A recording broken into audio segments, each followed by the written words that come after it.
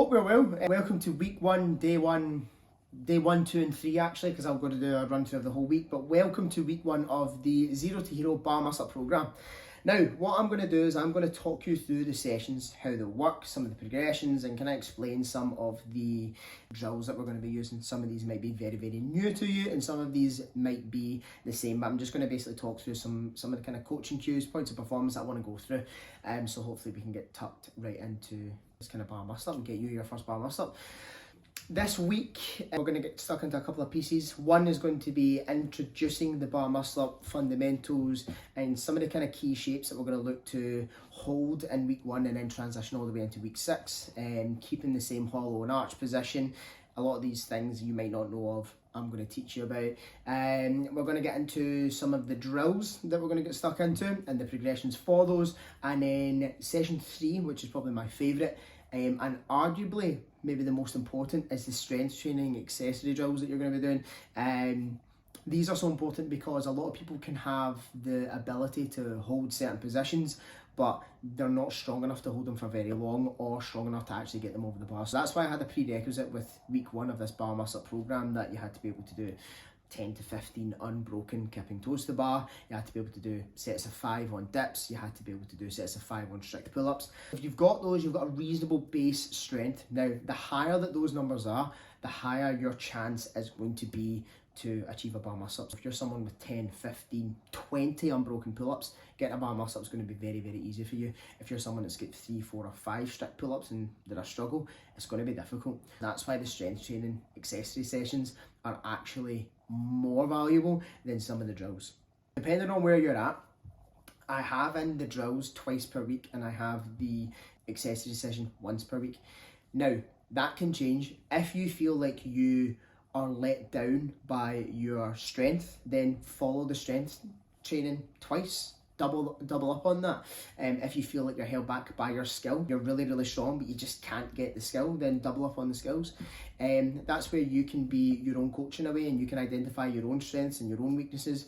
But if you're someone that's got just 5 pull-ups and just 5 dips, if you double those numbers, you're essentially doubling your chances of being able to get your first bar muscle. Let's get stuck into session 1.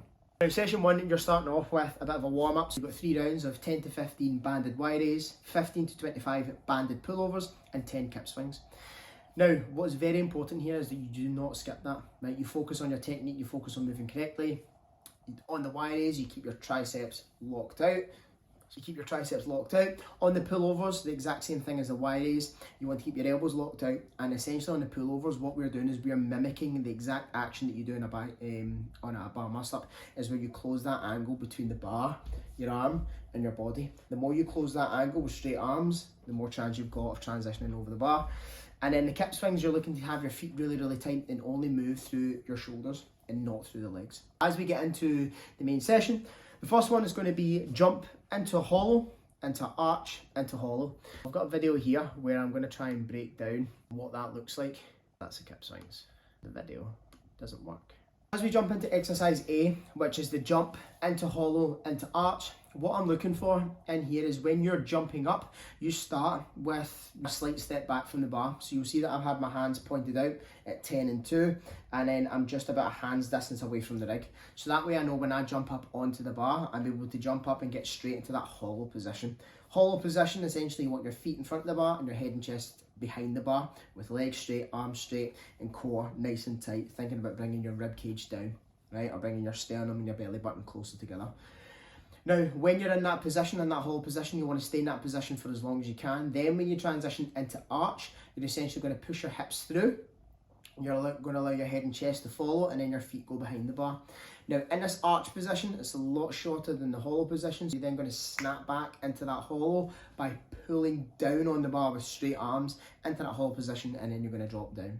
Now, some key points of performance is you want to have the grip width slightly outside shoulder width, so potentially the same grip width that you use for strict pull-ups. You're going to do anywhere from 4 sets of 2 to 3 reps, depending on how much volume you're used to. But essentially, you're going to do these in singles. You're going to jump up, hollow, arch, hollow, and then you're going to come down, rest 10 seconds, and then go into your next rep. And you're going to repeat that for 4 to 8 sets of 2 to 3 reps. Then next up, you're going to do the exact same job. This time, once you come back into hollow, you're going to drive your knees up towards your forearms. So as you drive your knees up towards your elbows or your forearms, what you're doing is we're cueing what the hips are going to then do next. So then all the same shapes and positions are exactly the same from the jump to hollow to arch as when you go into the jump to hollow to arch to knees. All these positions stay the same even when you get into the bar muscle up. Next up, you're going to do jump to hollow, to arch, to hollow, to knees, to hips. Now, just reading that sounds like a bit of a mouthful and it sounds like weird, but what you want to think about doing here is we're essentially popping the hips. So we're doing everything bar transitioning over the bar at this point, and the goal here is to get your hips as close to the bar as possible with straight arms. That's the goal of this drill. And again, these sets and reps are going to remain the exact same, but the one kind of point of performance that I'll have here is about being patient and not rushing through the process. Then coming into the last exercise is going to be the jumping bar muscle up with a negative. You're essentially going to go into a hollow and arch position. You're going to jump, transition over the bar. Again, one of the biggest cues I've got for that is like, imagine you're jumping a fence, you're a child. Don't know how many fences you jumped as a kid. I jumped many, so I got quite good at it. It's maybe why I quite like a bar muscle up. But essentially you want to just think about transitioning over that bar, and then on the negative is just taking your time on the way down and then relaxing through. You can scale that jumping bar muscle up or down. What you can do is you can actually have the box higher or have the box lower, and the lower the box is, the more challenging it becomes. The higher the box is, the easier it is. I'd say a base level standard is having the bar in line with your forehead, and if you start with the bar in line with your forehead, then you're able to, or you're much more effective in transition over the bar. Obviously, if you're struggling with this drill, you can start with the bar in line with your chin or in line with your chest. The lower the bar comes down, the easier. But I would say if you're unable to do 5 sets of 3 with the bar kind of at forehead or at least at face or chin level, then you may have to work on some of these strength drills, and you may have to work on being a bit more explosive and not being ginger about it, not being scared about it, actually getting in, stuck in, and imagining that you're running away from the police trying to jump over a fence. That's how I want you to attack this drill. I'm not speaking from experience. This session, again, if you have the option to, can be repeated if you feel like you lack in the skills department. But coming into the session 3, again, if you feel like you're struggling from a strength perspective, you can double up on this drill or double up on this session, because ultimately the stronger that you are, the better you're going to be. Simple warm-up, starting off with a ski. Again, warming up those triceps, warming up the lats, and warming up the shoulders. And then you're going to do 3 rounds of 20 to 30 banded lat pullovers, and then 10 to 15 plate or dumbbell Y raise, so much the same as what you did with the banded Y raise on session 1 and 2. The plate or dumbbell Y raise, essentially you're going to set the bench up at 45 degrees, have your thumbs pointed up to the ceiling, and you're just going to pull up into a Y shape. Try to make that sound fancy there, but it's not. Get into the main session, very, very straightforward. It's just like an upper body day. You're going to do 4 sets, 6 to 8 reps of strict pull-ups, overhand obviously, and you're going to kind of leave 3 reps in reserve. Again, if you are unable to do 4 sets of at least 6 strict reps, with feeling like you've got 3 reps left in reserve, we are not in a position, strength-wise, that gives me any confidence that you're going to do bar muscle up anytime soon. Now that's just me being honest with you, and we need to be in a position where you can do 4 sets of 6 reps, 6 to 8, with strict form, having reps left in reserve. So that 3 RIR is reps in reserve. So if I asked you to do 9 to 12 or 9 to 11 pull-ups, you could do it no problem. Same with the parallel bar dips. Parallel bars, just regular straight bar dips.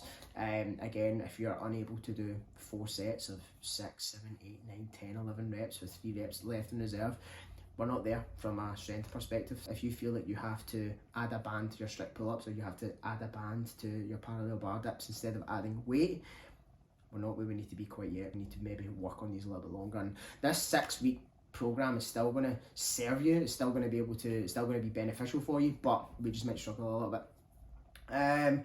Next up is the 4 sets of 8 to 10 dumbbell pullovers, reps in reserve. This is kind of old school bodybuilding. kind of movement where essentially we're just going to kind of look to fire up the lats a little bit, and again working on that straight arm strength, just our ability to pull or close this angle between our arm and our body with straight arms, and just really improving the lat and shoulder strength.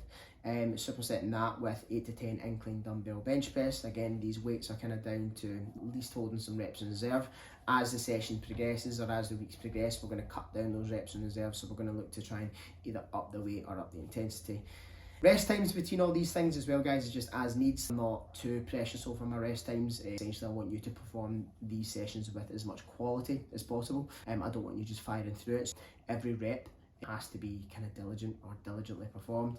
And then coming into the closing session is 3 sets of 12 to 15 seated row and 12 to 15 dumbbell overhead tricep extensions. Just again working on some strict strength, working on getting a little bit more jacked. Again, so I just kind of want to preface and kind of want to go over that these sessions where if you feel that you're lacking from a skills perspective, double up on the skill stuff. If you feel like you're lacking from a strength perspective, double up on the strength stuff. That's where this program is kind of going to be suited to you, and you're going to be your own coach in a way. I'll be here for help, so if you have any struggles or if you're having any issues with any of the movements or drills, drop me a message on Instagram and I'll be sure to help you out. So hopefully this helps give a little bit more context on week 1. These videos will hopefully get a little bit more informative as we go through the process, and I get to see videos, I get to hear feedback, I get to see what you guys are ultimately struggling with or finding well or finding things that you need help with. That then gives me more opportunity to make this thing better. Without further ado, peace, hope you enjoy, chat to you guys soon.